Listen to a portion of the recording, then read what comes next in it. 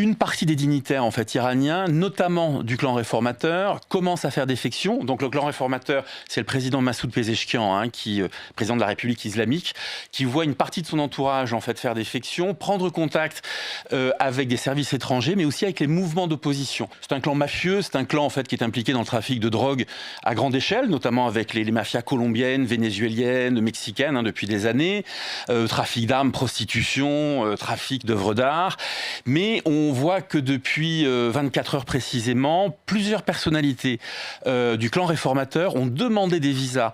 En tout cas, ils tentent en France, via l'intermédiaire d'un avocat parisien, d'obtenir en fait des visas français pour leur famille. Pourquoi la France ?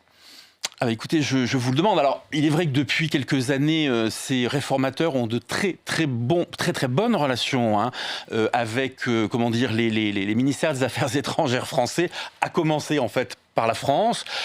La France s'est plutôt montrée assez généreuse et accueillante depuis 1978. Je vous rappelle qu'en octobre 1978, le fondateur de la République islamique d'Iran, l'ayatollah Khomeini, était à Neuf-le-Château. Il était en exil. Et il rentre en Iran dans un avion d'Air France. Bien sûr, vous l'avez compris.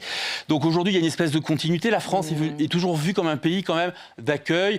Ces familles-là ont l'habitude d'ailleurs de venir en Europe, en France, en Allemagne. Là, les visas, on a une vingtaine de familles de hauts membres, de très hauts dignitaires en fait du régime iranien.